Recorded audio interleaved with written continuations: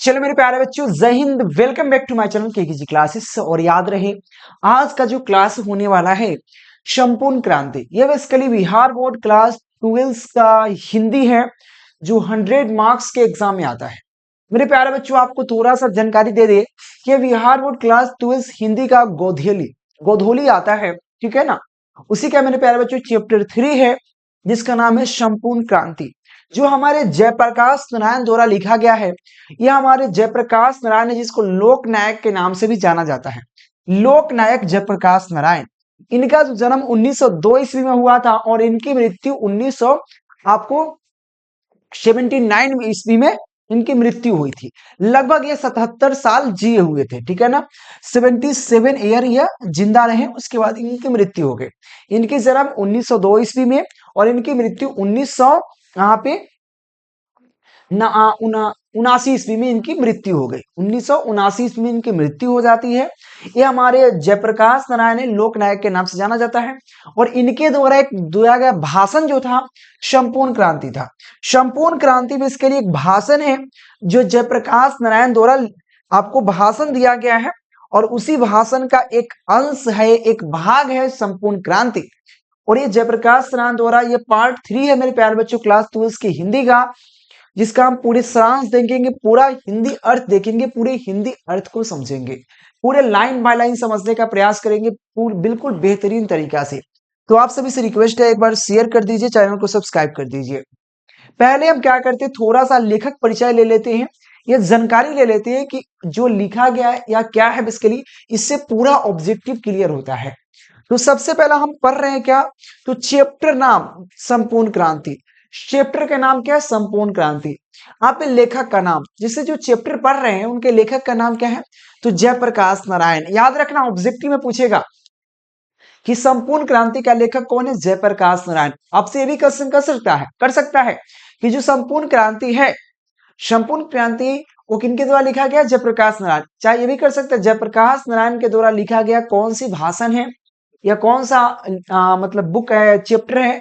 याद रखना है संपूर्ण क्रांति। उल्टा भी कर सकता है, जैसे कि जयप्रकाश नारायण का जो जन्म हुआ था, वो जन्म हुआ था 11 अक्टूबर कितना ईस्वी में, 11 अक्टूबर 1902 ईस्वी में। 11 अक्टूबर 1902 ईस्वी में उनका जन्म हुआ था, उनका जयप्रकाश नारायण का, ठीक है ना। और कहाँ हुआ था, सिताब दियारा बिहार। इसके लिए अभी तो ये यूपी में है शायद, सिताब दियारा बिहार, यह दियारा क्षेत्र में पड़ता है। और शायद अभी ये यूपी में चला गया, पहले बिहार में ही था, ठीक है ना। और यहाँ पे उनका जो उनकी निधन हो जाती है, उनकी मृत्यु जो हुई 8 अक्टूबर 1900 यहाँ पे 79 ईस्वी को इनकी मृत्यु हो जाती है। 8 अक्टूबर 1979 ईस्वी को इनकी मृत्यु हो जाती है। और निवास स्थान जो है सिताब दियारा बिहार, ठीक है। तो आपसे यहाँ पे क्वेश्चन कितना बना, 5 क्वेश्चन आपको ऑब्जेक्टिव बना कि संपूर्ण क्रांति के राइटर कौन है, जयप्रकाश नारायण। जयप्रकाश नारायण के द्वारा लिखा गया पाठ कौन है, तो आपको संपूर्ण क्रांति। जो जयप्रकाश नारायण का जन्म कब हुआ है, तो 11 अक्टूबर 1902 ईस्वी में। आपको जो क्या बोलते हैं, जयप्रकाश नारायण की मृत्यु कब हुआ है, तो 8 अक्टूबर 1979 ईस्वी में। और जयप्रकाश नारायण कहाँ के रहने वाले हैं, सिताब दियारा बिहार के रहने वाले थे। पूरा ये थोड़ा सा जानकारी मिला जो आपको राइटर है उनके बारे में। अब चलते हम थोड़ा सा बुक के बारे में चलते हैं और पूरे बुक का सारांश देखते हैं। तो सारांश मतलब होता है पूरे बुक को समरी, पूरे बुक का हिंदी अर्थ पूरे बेहतरीन तरीका से। जैसे पूरे बुक अगर 10 पन्ना के है तो उसको 2 पन्ना के अंतर्गत पूरे आपको समझा देना, पूरे कहानी पूरे भाषण को। बेसिकली यह जो आपका संपूर्ण क्रांति है, ये जयप्रकाश नारायण के द्वारा दिया गया 1974 में पटना के गांधी मैदान में दिया गया भाषण का अंश है। और इसमें जयप्रकाश नारायण पूरी तरह से बिहार के लोगों को यह बताते हैं कि यहाँ के अगर अगर सच में अगर कुछ अच्छा करना है, लोकतंत्र अच्छा स्थापना करना है, तो आपको क्रांति करना पड़ेगा, जिसको संपूर्ण क्रांति का नारा दिया गया। और उसी समय छात्र आंदोलन भी हुआ था। जयप्रकाश नारायण के द्वारा जो भाषण चल रहा था पटना के गांधी मैदान 1974 ईस्वी में, उसी समय छात्र आंदोलन भी हुआ। ऐसे आप छात्र आंदोलन 10th क्लास में पढ़े होंगे, संपूर्ण क्रांति क्या है 10th में पढ़े होंगे इतिहास में, और आज हमको 12th के हिंदी में पढ़ना पड़ रहा है। चलो थोड़ा देखने के प्रयास करते हैं क्या है, तड़का भड़का लगा के, ठीक है ना। चलिए, गोरिया चांद के अजोरिया नियन गोर बारू हो तुहर जोर केहू नहीं के बेजोर बारू हो। चलिए, संपूर्ण क्रांति 5 जून 1974 के पटना के गांधी मैदान में दिया गया जयप्रकाश नारायण के भाषण का एक अंश है। हम पॉइंट वाइज लिखे हैं ताकि आपको समझ में आए। पहले पॉइंट में मैंने लिखा, जो कहानी के पहले पॉइंट में ये चीज बताया जाता है कि संपूर्ण क्रांति शीर्षक 5 जून 1974 ईस्वी ईस्वी के पटना के गांधी मैदान में जयप्रकाश नारायण के द्वारा दिया गया भाषण का एक अंश है। तो आपको इतना समझ में आया। आगे चलते हैं। जयप्रकाश नारायण का भाषण संपूर्ण जनता मुग्ध होकर सुन रही थी। यानी कि दूसरे लाइन में हम ये कहें कि जो यह भाषण हो रहा था जयप्रकाश नारायण के द्वारा, इतना प्यारा भाषण, इतना बेहतरीन भाषण था कि वहां के पूरे जनता, लाखों के संख्या में जनता था और वहां पे भाषण जो है मतलब पूरे जनता मुग्ध होकर, मतलब पूरे एकदम चुपचाप होकर एकदम दिल से सुन रहा था। तो क्या जयप्रकाश नारायण का भाषण संपूर्ण जनता वहां पे मुग्ध होकर मतलब पूरे एकदम दिल से सुन रही थी। ठीक है। भाषण के बाद लोगों के हृदय में क्रांति विचार धधक उठे और आंदोलन का विराट रूप धारण कर लिया। जैसे कि कोई आदमी जब मोटिवेशन, आप मोटिवेशन देखते हो क्या पढ़ने से पहले, एक दो बढ़िया सा एकदम मोटिवेशनल सॉन्ग, मोटिवेशनल, ठीक है, क्यों तरसता है तू बंदे जल्द ही बचेगा मंजर, बढ़िया बढ़िया देखोगे। हाँ बढ़िया बढ़िया, जब तू 10th क्लास में रहता है, 11th में जाता है, बढ़िया बढ़िया लड़का सा देखोगे, छपरी लड़का जिसको कहते हैं, वो लगाएगा बढ़िया एक फोटो ले लेगा, क्यों तरसता है तू बंदे, ऊपर लिख देगा आईएएस, आईएएस लिख देगा, डीएम लिख देगा, आईएएस बनेंगे, आईएएस लिख के लगा देगा गाना क्या, क्यों तरसता है तू बंदे जल्द ही बदलेगा मंजर। और पता चलता है जब 12th में जाता है, जब पढ़ना पड़ता है तंका, तो आ जाता है वहां पे ना, आईएएस बहुत दूर है भाई, बस क्या बोलते हैं, आईआईटी निकल जाए तो पता चलता है आईआईटी भी उनसे भी हार्ड है, आईआईटी छोड़ दो। तब उसको जब 12th पास करता है तो भाई पहले तो बोर्ड पास कर लो, बोर्ड में पास हो जाओ, मतलब इसको नहीं खाली बोर्ड में फर्स्ट डिवीजन लाना है, 12th में भाई फर्स्ट डिवीजन आ जाए बस काफी, यही है। उसके बाद हमें स्ट्रेस ना लगा भाई 12th में पास हो जाए, 12th फर्स्ट हो जाए, बस इसका उसका उसका 12th देखता है कि फर्स्ट भी नहीं होने वाला है, तब सोचता है भाई 12th कैसे पास तो हो जाए, उसका सब चकनाचूर। तब फिर खाली 12th पास होने दो, उसके बाद देखना हम आग लगा देंगे।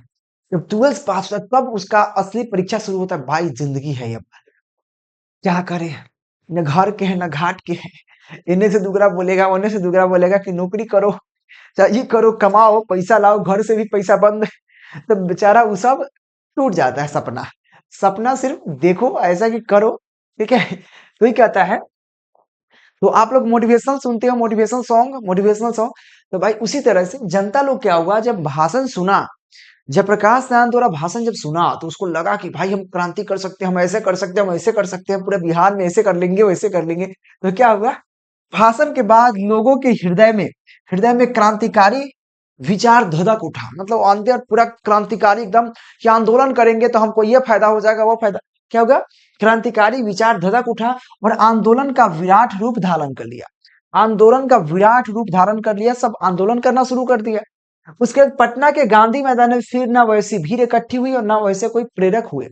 मतलब यहाँ पे जो कहा गया कि पटना के गांधी मैदान में वैसी भीड़ कभी इकट्ठी नहीं हुई आज तक। जो 1974 में जो जयप्रकाश नारायण द्वारा जो भाषण चल रहा था, उस समय जो भीड़ इकट्ठी हो गई थी पटना के गांधी मैदान में, उसके बाद आज तक वैसी भीड़ इकट्ठी कभी नहीं हुई है, आज तक वैसी भीड़ कभी इकट्ठी नहीं हुई है, बस ये लास्ट ही था। उसके बाद आज तक कभी भीड़ ऐसी इकट्ठी हुई नहीं, और ना वैसा कोई प्रेरक हुआ, ना कोई ऐसा बंदा आया, कोई ऐसा नेता हुए या प्रेरक, मतलब प्रेरणा देने वाला मोटिवेशनल आदमी हुआ जो ऐसी भीड़ को इकट्ठी कर पाए, भीड़ को इकट्ठी कर पाए, ऐसा कुछ हुआ नहीं। ठीक है। अपने भाषण के प्रारंभ में जयप्रकाश नारायण युवाओं को संकेत देते हुए कहते हैं कि, और प्रारंभ में जयप्रकाश नारायण जब भाषण दे रहे थे उसके प्रारंभ में युवकों को यह संदेश देते हैं कि, जो युवा लोग हैं उनको संदेश देते हुए कहते हैं कि हमें स्वराज तो मिल गया, हमें तो स्वराज मिल गया, लेकिन सुशासन के लिए हमें काफी संघर्ष करने होंगे। यानी कि मुझे स्वतंत्रता तो मिल गई, मुझे स्वतंत्रता मिल गई, लेकिन मुझे स्वतंत्रता मिलने के बाद मुझे विकास करने के लिए, मुझे इसे आगे ले जाने के लिए काफी संघर्ष करने पड़ेंगे, काफी मेहनत करने पड़ेंगे, ये जयप्रकाश नारायण कहते हैं। तो जितना मैंने लाइन बताया, ये लाइन में किसी प्रकार को दिक्कत नहीं होनी चाहिए, मुझे इतना आशा है। मैं फिर से रिपीट करता हूं कि संपूर्ण क्रांति शीर्षक 5 जून 1972 के पटना के गांधी मैदान में जयप्रकाश नारायण के द्वारा दिया गया भाषण का एक अंश है। जयप्रकाश नारायण का यह भाषण मग्ध मुग्ध होकर जनता सुन रही थी, और जब यह भाषण सुनने के बाद आम जनता के लोगों में, उसके हृदय में क्या हुआ, हृदय में क्रांतिकारी विचार धधक उठा और आंदोलन का रूप ले लिया। ठीक है, पटना के गांधी मैदान में ऐसी भीड़ कभी इकट्ठी ना हुई और ना ऐसे प्रेरक हुए। देखो, कहने का मैं थोड़ा इधर उधर करके कहूंगा, लेकिन बतवा वही, मतलब वही निकल रहा।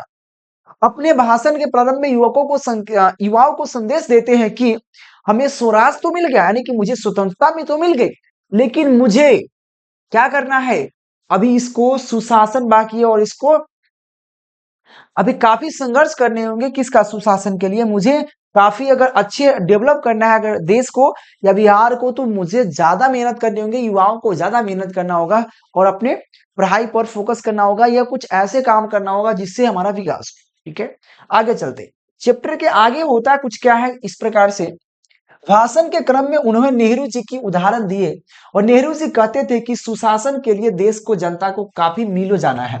देखो, अब भाषण के दौरान नेहरू जी की चर्चा करते हैं, पंडित जवाहरलाल नेहरू की बात कहते हैं कि पंडित जवाहरलाल नेहरू कहते हैं कि हमको सुशासन तो मिला, लेकिन देश की जनता को काफी मील दूर जाना है। मील जो होता है, पहले के लोग कहता था कि 1 मील दूर है, 5 मील दूर, मील में नापता था। उसका कोस में, अपने 2 कोस दूर, 4 कोस दूर, उसका किलोमीटर में, है कि नहीं? अब मीटर में मापने लगा है, ये अब स्केली है। तो याद रखना, वही भाषण के क्रम में उन्होंने नेहरू जी की उदाहरण दिए, और नेहरू जी कहते हैं कि, या कहते थे कि सुशासन के लिए, सुशासन अगर प्राप्त करना है, अगर देश की जनता या देश को विकास करना, सुशासन को अगर प्राप्त करना है, तो देश के जनता को काफी दूर जाना होगा। ऐसा नहीं कि चल के दूर चल गया तो हो गया, मतलब काफी मेहनत करने पड़ेंगे, यानी कि सुशासन के लिए देश की जनता को काफी मीलों जाना है, काफी मेहनत करना है, काफी संघर्ष करना है। ठीक है, ये कहते हैं। अगला, आंदोलन को सफल बनाने हेतु उन्होंने युवाओं को आगे आकर नेतृत्व करने का सलाह दी। अब देखो, आंदोलन जो हुआ, संपूर्ण क्रांति और छात्र आंदोलन, तो इसमें बुढ़वा लोग नहीं भाग लेगा, युवाओं के अंदर जोश होता है, युवाओं के अंदर ज्यादा सोचने की शक्ति होती है। तो आंदोलन के सफल बनाने हेतु युवाओं को आगे आने के लिए बताया उन्होंने कि युवाओं लोग आगे आएगा ताकि ज्यादा सफल बने। तो आपको आंदोलन के सफल बनाने हेतु युवाओं को आगे चलकर नेतृत्व करने के बोल दी, और उन्होंने यूथ ऑफ डेमोक्रेसी का यहाँ पे आह्वान किया। और जयप्रकाश नारायण आगे जब भाषण में बढ़ेंगे तो उन्होंने बात करते हैं, उन्होंने यूथ ऑफ डेमोक्रेसी का आह्वान किया है, समझा है। ठीक है ना, जयप्रकाश नारायण लोगों के आग्रह पर उन्होंने, अब देखो, जब यह बात आंदोलन का रूप धारण कर लिया, तो लोग भाई कहा कि भाई, जैसे कि आपने फिल्म में देखा होगा कि जब किसी गांव या किसी टोला में जब लोग डरते हैं किसी गुंडा मवाली से, तो वहां पे कोई लड़का जाता है हीरो बनकर, है ना, हीरो जाता है और वहां पे अपना कुछ कर्तव्य दिखाता है, और लोगों के दिल पर राज करना शुरू कर लेता है। तो कोई जब आंदोलन करना हो तो उसके बात मानते हैं, तो सब कोई कहता है कि तुम यहाँ का नेता बनो और मेरा यदि करो। उसी तरह से यहाँ के लोगों क्या किए, जो पटना के जो लोग थे या पूरे बिहार के लोग थे, जयप्रकाश नारायण के कहे कि हम लोग आंदोलन करने के लिए रेडी है, लेकिन मेरा जो लीडर आप बन जाइए, हम लोग का लीडर आप रहिए, आप जैसे कहिएगा वैसे हम करेंगे। तो ऐसा कोई कहता है, लोगों के आग्रह पर उन्होंने आंदोलन का नेतृत्व का दायित्व अपने कंधों पर लिया। लोग आग्रह करते हैं कि आंदोलन का नेतृत्व आप कीजिए और अपने कंधे पर उठाए। ठीक है, उन्होंने जन संघर्ष समिति का गठन किया, और उसके बाद उन्होंने संघर्ष समिति का एक गठन किया। ठीक है, उसके बाद पढ़ाई के क्रम में घोर कम्युनिस्ट बन गए थे, और वे पढ़ाई जिस समय कर रहे थे उसी समय घोर कम्युनिस्ट बन गए थे, घोर कम्युनिस्ट बन गए थे। जमाना लेनिन का था, और जमाना लेनिन के बातों के आज भी लोग बहुत प्रभावित है। लेनिन क्या है, ये 10th क्लास में खूब बढ़िया से पढ़ना है। लेनिन की मृत्यु 1924 ईस्वी में हुआ था और वह बेसिकली तुर्की का एकीकरण करना चाहता था। आपको पता होगा, इतिहास वाले को पता होगा, ठीक है। तो 1924 में इसकी मृत्यु हो गई थी और उस समय क्या करता था, लेनिन जो था तुर्की का जो एकीकरण करना चाहता था और एकीकरण करने से सबसे बड़ा उसका बाधा ऑस्ट्रिया था। ऑस्ट्रिया में जो बेसिकली नेपोलियन बोनापार्ट नेपोलियन था और बिस्मार्क नहीं, नेपोलियन नहीं, एक कोई है, मतलब ऑस्ट्रिया का था। ऑस्ट्रिया का सबसे बड़ा बाधा था और उसका नाम मैं भूल रहा हूँ, ठीक है। और उसी समय यह जमाना लेनिन का आता था। लेनिन के बाद जो था इतना बेहतरीन था ना, तो लेनिन के बाद से लोग बहुत प्रभावित थे। चाहे महात्मा गांधी की बात कर ले, जयप्रकाश नारायण के, नेहरू जी, इनके इसका जो बात था ना, इतना दम था ना, इससे प्रभावित थे। जैसे आज आप किसी न किसी के बात सुनकर आपको दिल में एकदम एनर्जी आता होगा, उसी तरह से लेनिन का जमाना था। अंततः लेनिन के विचारों से प्रभावित थे और लेनिन का जो विचार था उससे बाद से जयप्रकाश नारायण प्रभावित थे। लेनिन के मरने के बाद यहाँ पे घोर कम्युनिस्ट बन गए। लेनिन की मृत्यु हो गई 1924 में।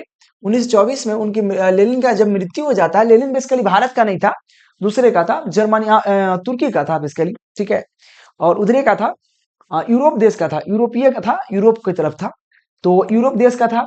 तो बेसिकली वह जब मृत्यु हो जाता है तो उसके बाद जयप्रकाश नारायण भी क्या बन गए, यहाँ पे मार्क्सवादी बन गए। क्या बन गए? मार्क्सवादी बन गए और अमेरिका से लौटकर कांग्रेस में दाखिल हो गए। और जब अमेरिका से लौटे, क्योंकि अमेरिका पढ़ाई करने गए थे, उसके बाद कहाँ हो गए? कांग्रेस में दाखिल हो गए। तो यहाँ पे जो बात बताया गया इसमें किसी प्रकार की दिक्कत नहीं होनी चाहिए। एक बार पढ़िए, घटाघट याद हो जाएगा आपको, है कि नहीं? घटाघट आपको याद हो जाएगा।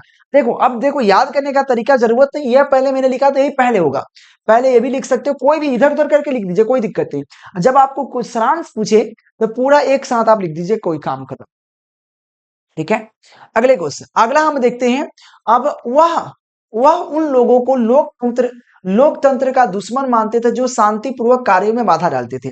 जब जयप्रकाश नारायण जब भारत आए, अमेरिका से वह भारत आया, तो कांग्रेस में शामिल हो गए। कांग्रेस जो सबसे पुराना पार्टी है भारत का और राष्ट्रीय पार्टी है। और जब कांग्रेस में आए तो कांग्रेस में जब वो जुड़े, तो उनके बाद जब लोकतंत्र की बात करते थे, तो जब कोई भी निश्चित नेता है, बीजेपी का ही बहुत सारा नेता है जो बहुत अच्छे हैं, उसी तरह से सब पार्टी में कुछ नेता बहुत अच्छे होते हैं, कुछ कुछ बेईमान होता है जो उसका बातें नहीं है, छोड़ दो। तो ये कहता है वह उन लोगों का लोकतंत्र का सबसे बड़ा दुश्मन उन लोगों को मानते थे जो बेसिकली शांतिपूर्वक कार्यों में बाधा डालता है। देखो, आप देखोगे, कोई कोई आपके घर के अगल बगल में कोई कार्य चल रहा है, चाहे कोई कार्य बन हो रहा है, तो उस कार्य में, चाहे शादी विवाह होता है, तो शादी विवाह में एक ऐसा होगा, बीच में आकर एक बाधा डालेगा और कहेगा ना लड़का बेकार हो। तो शांतिपूर्वक कार्य चल रहा है, एकदम लोग मौज मस्ती कर रहा है, एकदम गाना बजा रहा है, भोजपुरी लवंडिया लंदन से लाएंगे, रात भर डीजे बजाएंगे, सब कुछ हो रहा है, ठीक है। लेकिन इसमें बीच में आकर कहेगा लड़का में तनका कमी है, क्या कहा जाए। तब लोग सोचेगा क्या भाई दिक्कत है भाई। देखो, ये बीच में क्या है, शांतिपूर्वक कार्य में बाधा डालने वाला आदमी है, वही है। उन लोगों को लोकतंत्र का दुश्मन मानते थे जो शांतिमय कार्य में बाधा डालते हैं। और आगे बात चले, इंदिरा गांधी की बात करते हैं, तो वे इंदिरा जी का चर्चा करते हैं। उनके अनुसार उनकी लड़ाई किसी इंदिरा जी की चर्चा करते हैं और जो जयप्रकाश नारायण कहते हैं कि मेरी लड़ाई किसी व्यक्ति से नहीं है, उस व्यक्ति के गलत कार्यों और गलत नीतियों से है। किसी की लड़ाई जैसे आपसे हम की आपकी लड़ाई नहीं है। जैसे देखो, आप गलत हो, जैसे कोई कॉल करता है बच्चा लोग, तो उल्टा पलटी बोलना शुरू करता है, उसको चाहिए फ्री क्लास, सब चीज, या मतलब ऊंची आवाजों में थोड़ा भी रिस्पेक्ट नहीं देता है। उसकी गलती नहीं है, उसकी गलत संगत, गलत नीति, गलत परिवेश पर है। यानी कि जैसे कि कोई कॉल करता है तो ये सोचता ही नहीं कि भाई टीचर है, बस रेतो की तरह में बतियाता है, मतलब छपरी टाइप का, रेतो नहीं, छपरी टाइप का, मतलब रिस्पेक्ट नहीं करना है, बस तुम ताम करके बतियाता है। तो हम कहते हैं कि इसकी गलत परिवरस, मतलब जिसको कहते हैं होता है ना, पालन पोषण, कल्चर गलत मिला हुआ है। उस कल्चर को सुधारना, उस लड़के को नहीं सुधारना। वो लड़का गलत संगत में बिगड़ चुका है, मतलब इसी मतलब बातें हैं। तो ये बात है, जयप्रकाश नारायण कहते हैं इंदिरा गांधी की चर्चा करते हुए, उनके अनुसार उनकी लड़ाई किसी व्यक्ति से नहीं है, किसी व्यक्ति से नहीं है। उसी तरह मेरी जो अगर कोई बातें होता है किसी बच्चे के लिए नहीं, उस बच्चे की गलत नीति को दूर करने के लिए है। जैसे आपकी, जैसे हम आपको कुछ बात डांटते हैं, बोलते हैं, मारते हैं, तो आपको नहीं, आपकी गलत नीति दूर करने के लिए मारते हैं। वो आपको सिर्फ वो महसूस होता है, लेकिन आपको थोड़ी मार रहे हैं, आपकी गलती नीति और गलत व्यवहार को छुड़ाने के लिए मिलते हैं। तो उसी प्रकार लड़ाई किसी व्यक्ति से नहीं, बल्कि उसकी गलत नीतियों से, उसकी गलत सिद्धांत और उसके गलत कार्यों से है। जो व्यक्ति गलत कार्य कर रहा है, गलत नीति है या गलत कुछ कर रहा है, उससे लड़ाई है, उसकी किसी व्यक्ति से नहीं है। भाई गलती करना छोड़ दो, आपसे हम क्यों बोलेंगे, ठीक है। भाषण के क्रम में वे जवाहरलाल नेहरू की प्रशंसा करते हैं, और भाषण के क्रम में जवाहरलाल नेहरू की उनकी प्रशंसा करते हैं, और उनकी जो प्रशंसा होता है नहीं, तारीफ करते हैं, ठीक है। आगे, वे गांधी जी का भी विरोधी, यहाँ पे विरोध भी करते थे, क्योंकि वे घोर कम्युनिस्ट जो थे, और गांधी जी का विरोध करते थे क्योंकि वह घोर कम्युनिस्ट थे। क्या? घोर कम्युनिस्ट थे। वे गांधी जी का विरोध भी करते थे, और क्योंकि वो घोर कम्युनिस्ट बन गए थे, लेनिन के बातें से प्रभावित होकर वो घोर कम्युनिस्ट बन गए थे, क्योंकि अमेरिका पढ़ने गए थे, ठीक है। नेहरू जी अपने नेहरू जी को वे भाई कहते थे। जो नेहरू जी है उनको भाई कहते थे, ठीक है ना, नेहरू जी को भाई कहा करते थे। अपने भाषण में नेहरू जी का, यहाँ पे नेहरू जी का विदेश नीति का विरोध यहाँ पे भाई का, देखो ऐसा बात नहीं है, नेहरू जी को वो भाई कहते थे, लेकिन उनकी जो एक विदेश नीति थी उनको गलत मानते थे, इसलिए गलत कह दिया भाषण में, ठीक है। तो ये कहता है कि नेहरू जी को भाई कहते थे, और अपने भाषण में भी नेहरू नेहरू जी की, जो नेहरू जी की विदेश नीति के विरोध की, उनके विरोध किया। भाई ये गलत है, तुम भले भाई हो मेरे, भाई मानते, जैसे तुम दोस्त हो मेरे, मान ले कोई बच्चा मेरा दोस्त है, कोई दोस्त मेरा है, अगर वो गलत कर रहा है तो उसको गलत कहने में क्या दिक्कत है? भाई वो गलत है तो गलत है। उसी तरह से ये भाई भाई कहते थे, लेकिन उनकी विदेश नीति का एक चर्चा भी करते हैं। साथ में यहाँ पे राष्ट्रीय नीति पर उनका नेहरू जी से कोई मतभेद नहीं था, और राष्ट्र की बात आता तो उसमें कोई उनका मतभेद नहीं था नेहरू जी से, कोई उनकी यति नहीं था, बस भाई भाई थे। उसी तरह आगे चलते हैं, तो भाषण के क्रम में केवल उनके मार्क्स, यहाँ पे मार्क्सवाद का चर्चा की है, और भाषण के दौरान केवल उन्होंने अपना मार्क्सवाद की चर्चा की है। साम्यवाद एवं दलविहीनी समाज के संबंधों में चर्चा जेपी ने की है। तो याद रखना, जेपी जो है जयप्रकाश नारायण, जो जेपी कहते हैं, ठीक है ना, यानी कि जयप्रकाश नारायण ने समाजवादी और दलविहीनी समाज की चर्चा जेपी ने, यानी कि जयप्रकाश नारायण ने की है। अपने ऐतिहासिक भाषण में उन्होंने स्पष्ट कर दिया था कि वह संपूर्ण क्रांति चाहते थे, और जब पूरे भाषण जब खत्म होने के कगार पर था, तो उन्होंने इनसे बात से स्पष्ट हो चुका था कि जयप्रकाश नारायण संपूर्ण क्रांति चाहते हैं। क्या चाहते हैं? संपूर्ण क्रांति, ठीक है। आगे थोड़ा सा और बढ़ते हैं, और देश का सामाजिक, आर्थिक एवं नैतिक बदलाव की यहाँ पे संपूर्ण क्रांति है, और संपूर्ण क्रांति चाहते थे, पूरी तरह से भाषण में क्लियर हो चुका था। इन संपूर्ण क्रांति को लाने में जन संघर्ष समिति की भूमिका की चर्चा उन्होंने अपने भाषण में किया, और उन्होंने एक जन संघर्ष समिति बनाई थी, और इस भाषण के दौरान वो किया कि इन संपूर्ण क्रांति को यहाँ पे लाने को जन संघर्ष समिति का भूमिका की चर्चा करते हैं अपने भाषण के दौरान। उनके अनुसार दलविहीनी यहाँ पे संघर्ष समिति ही विधानसभा चुनाव के उम्मीदवार तय करेगी, और यह संघर्ष समिति अस्थायी रूप से कार्य करेगी। और यह दलविहीनी जो संघर्ष समिति है, यही इसके लिए विधानसभा के चुनाव के उम्मीदवार का क्या करेगा? तय करेगी, और यह संघर्ष समिति अस्थायी रूप से कार्य करेगी। आगे भी कुछ कहते हैं कि यह समितियां केवल लोकतंत्र के ही नहीं, बल्कि सामाजिक, आर्थिक और नैतिक क्रांति के लिए अथवा संपूर्ण क्रांति के लिए भी कार्य करेगी। यह बेसिकली पूरे भाषण का सारांश था, और पूरे भाषण के बारे में आपको चर्चा किया गया था। जो संपूर्ण क्रांति है पूरी तरह से डिटेल किया गया यहाँ पे, और पूरे डिटेल में बताया गया। बस आपको एक बार क्या करना है, इसको पढ़ना है। इस सब का पीडीएफ आप प्राप्त कर सकते हो, नीचे नंबर दिख रहा है, कांटेक्ट करके। यह केकेजी क्लासेस का ऐप डाउनलोड कर लीजिएगा, जहां से आप पूरे कोर्स को ज्वाइन कर सकते हैं। कहीं भी ऑफलाइन कोचिंग क्लास करने की आवश्यकता नहीं है, पूरे यहाँ से आपको गाइडलाइन मिलेगा। डेली आपको 2 घंटा पढ़ना है टॉपर बनने के लिए। शुरू में यही पढ़ना है, धीरे धीरे समय को इंप्रूव करना है, पढ़ाने का प्रयास करना है। लेकिन आपको इतना काफी है। अगर आपको अच्छे एग्जाम में लाना है, डेली एक क्वेश्चन को याद करो, डेली एक चैप्टर का एक क्वेश्चन भी पढ़ लेते हो तो आपके लिए 365 दिन बाद आपको 365 क्वेश्चन याद होंगे, जो एग्जाम के लिए काफी होते हैं। ठीक है, तो आप सभी से रिक्वेस्ट है, एक बार शेयर जरूर कीजिएगा मेरे प्यारे बच्चों, और लाइक करके चैनल को सब्सक्राइब करके टेलीग्राम ज्वाइन कर लीजिएगा। नीचे नंबर दिख रहा है, कंटेक्ट जरूर कीजिएगा। तब तक के लिए जय हिंद मेरे प्यारे बच्चों, मिलते हैं नेक्स्ट लेक्चर के नेक्स्ट वीडियो के साथ। तब तक के लिए बाय बाय मेरे प्यारे बच्चों, जय हिंद।